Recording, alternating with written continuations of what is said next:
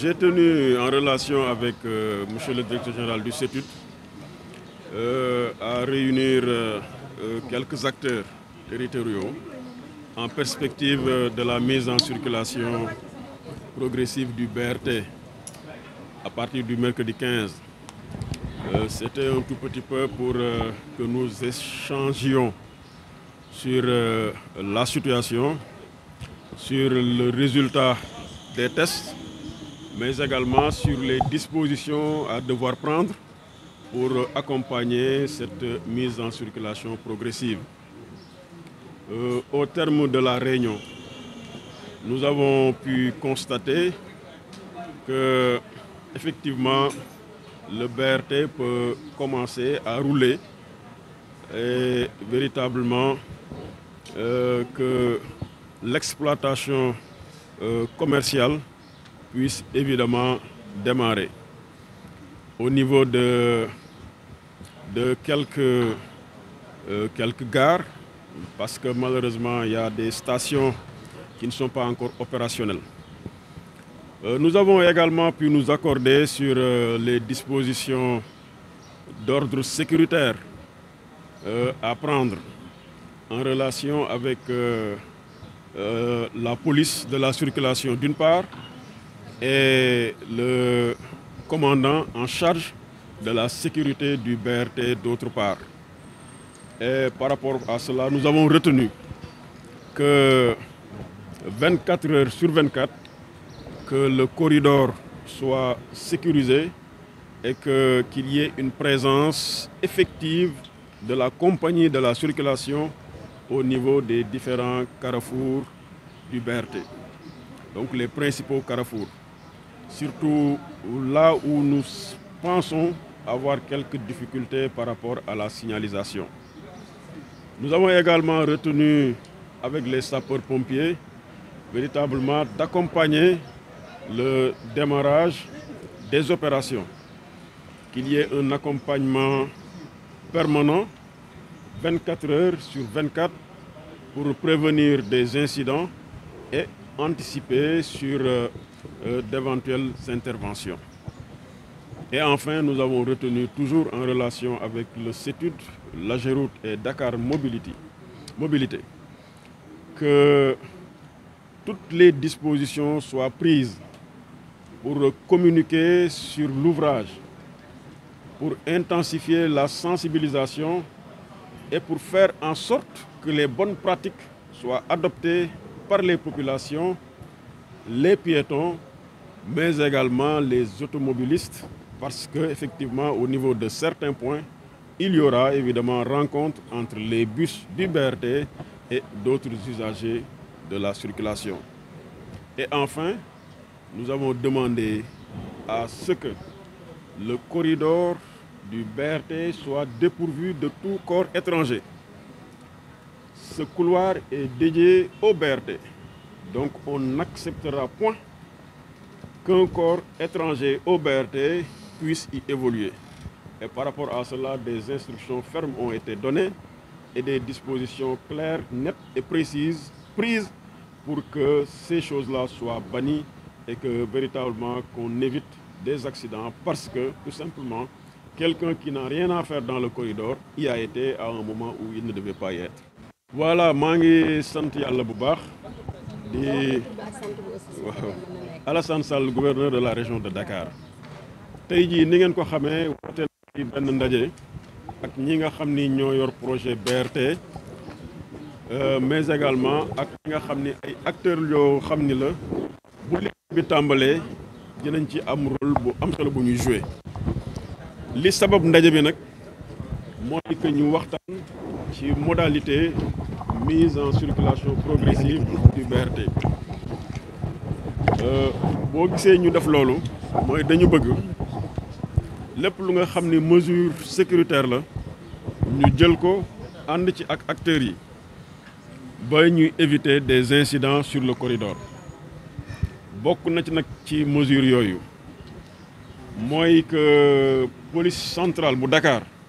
maanaam police bi nga xam ne moo dépendre ci commissariat central bu Dakar moo xam Dakar la wala Guédiawaye la mu jël disposition yi mu war a jël yépp effectif bi mu war a am yëpp moyens yi ñu ko war a jox yëpp ba ñu assurer la sécurité du BRT et de ses dépendances 24 heures sur 24 ñëpp xam nañ ni am na convention bu am entre CETUD ak ministère de l'intérieur ba tey jii ñuy waxee am na commissaire bu nga xam ni dañ ko jël dédié ko à la sécurité du BRT jox ko ay éléments donc commissaire boobu incha allah bu àllarba nu mu gën a teele dana déployer ces éléments le long du corridor ca éléments yooyu nga xam ne ñoo sécurité BRT bi 24 heures sur 24 danañ fa nekk pour que benn incident bañ fa am mais soo jëlee commissaire central soo rombee sécurité publique dafa am également li nga xam ni mooy wàllu circulation dafa am circulation koo xam ne moo koy commandé kooku itam waxtaan nañu ak moom ba carrefour yi nga xam ni moo nekk ci trajet bi et surtout carrefour yi nga xam ni moo nekk entre Liberté 6 ba Guédiawaye ndax foofu xëy na signalisation bi am na fu mu xaw a dese mu placé fa ay éléments moom it bu BRT di tàmbali ba bi muy wàcc maanaam avant 6 heures ba après 21 heures ñuy réguler la circulation ba du am benn daje entre bisu BRT yi ak ñi nga xam ni yeneen usager bu circulation lañu. jël nañu tam décision ànd ci ak sapeur pompier pour que ñoom it bu ñu tàmbalee àllarba ba ñuy am lépp lu nga xam ni soxla nañ ko ci wàllu BRT bi ci sécurité ñoom itam seen présence 24 heures sur 24 ci point stratégique yi ak ay engins d'intervention yu nga xam ni bu incident amee ñaanuñu ko yàlla dinañu mën a intervenir ci ni mu gën a gaawee. jël nañu également décision en relation ak ñi nga xam ne ñooy Dakar Mobilité CETUD ak sécurité ba couloir bi ak li nga xam ne mu ànd ak couloir bi ku fa warul dugg waroo fa taxaw doo fa dugg doo fa taxaw boo ko defee li la ci war a fekk dina la ci fekk. jël nañu également dogal que ñii nga xam ni yeneen acteurs yi nga xam ne ñi xëy na ñu ngi ci ay transport ca seen yoon nekkul ci BRT bu ñu duggee ci BRT bi du baax ci ñoom donc véritablement et par rapport à cela sensibilisation bi tàmbali na mais dina continuer ba képp ku nga xam ni war nga am les bonnes pratiques nga xam ko mais surtout nga adopté ko. Sénégal suñu Sénégal la infrastructure yi ñoo ko moom kon dañ ko war a sàmm ca sàmm ko mooy déjà tàmbali ci am attitude yu baax ci jaar fi nga war a jaar def li nga war a def fi nga xam ni waroo fa dugg waroo fa taxaw également nga bañ fa dugg nga bañ fa taxaw. kon daal ci gàttal ñi ngi ñaan sénégalais yëpp sénégalaises yëpp ñu dimbali ñu ba ñu am BRT bu nga xam ni BRT zéro incident lay doon incha allah te gëm naa ni sénégalais dañ ci jàppale.